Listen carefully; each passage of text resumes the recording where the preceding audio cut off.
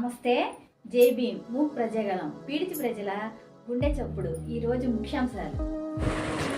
న్యాయం గెలిచిన రోజు, అన్యాయం ఓడిన రోజు, అరాచక పాలనకి అడ్డుకట్ట వేసి ఆంధ్రప్రదేశ్ ప్రజల కలలో నెరవేరి అమరావతి ఆయువు పోసుకుని నేటికి సంవత్సరం అయిన రోజని శాసనసభ్యులు కొలికిపూడి శ్రీనివాసరావు మాట్లాడారు. నమస్కారం. సరిగ్గా సంవత్సరం క్రితం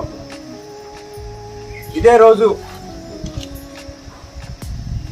ఆంధ్రప్రదేశ్ రాజకీయ చరిత్రని తిరగరాస్తూ కూటమి అత్యధిక మెజారిటీతో బాక్సు బద్దలైన రోజు.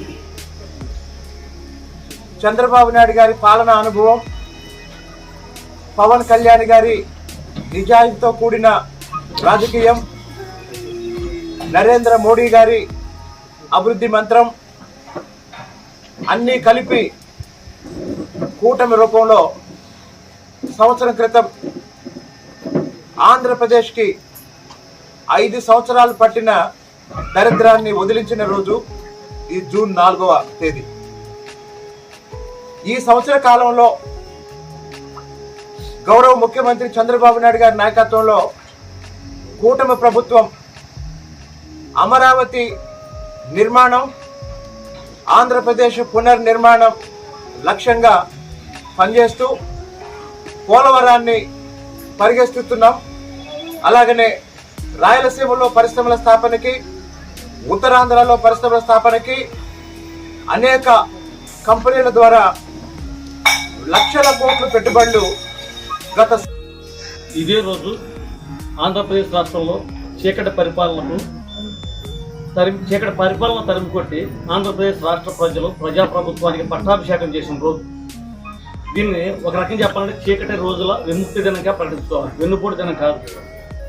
ఒక గొడ్డల పోటు, ఒక వెన్నుపోటు. బాబాయ్ గొడ్డల పోటుకి ముంచి విముక్తి పొందింది ఆంధ్రప్రదేశ్ రాష్ట్రం ఇదే రోజు. కానీ ఈరోజు ఆంధ్రప్రదేశ్ రాష్ట్రంలో ప్రజాప్రభుత్వం అంటే కూటమి ప్రభుత్వం అధికారంలోకి వచ్చిన తర్వాత కూటమి ప్రభుత్వం కట్టుబడి ఉంది పోలవరం ప్రాజెక్టు ప్రజలకు అందుబాటులో తేటానికి, అదేవిధంగా అమరావతిని ఆంధ్రప్రదేశ్ని పునర్నిర్మాణం చేయడానికి కూడా ఈరోజు కూటమి ప్రభుత్వం కట్టుబడి ఉంది. దానికి ఆల్రెడీ కేంద్ర ప్రభుత్వం కూడా పూర్తి సహకారాలు అందించడానికి సిద్ధంగా ఉంది. ఒక పక్క ఆంధ్రప్రదేశ్ రాష్ట్రంలో అభివృద్ధి జరుగుతూ ఉంటే మరో పక్క జగన్మోహన్ రెడ్డి విమర్శించడం పనిగా పెట్టుకో ఉంటాడు. అసలు వెన్నుపోటు అంటే ఏంటంటే ఆంధ్రప్రదేశ్ ప్రజలు ఒక 11 మందిని ఎమ్మెల్యేలు గెలిపించి శాసనసభ పంపిస్తే వాళ్ళు ఒకరోజైనా శాసనసభకు వస్తున్నారా?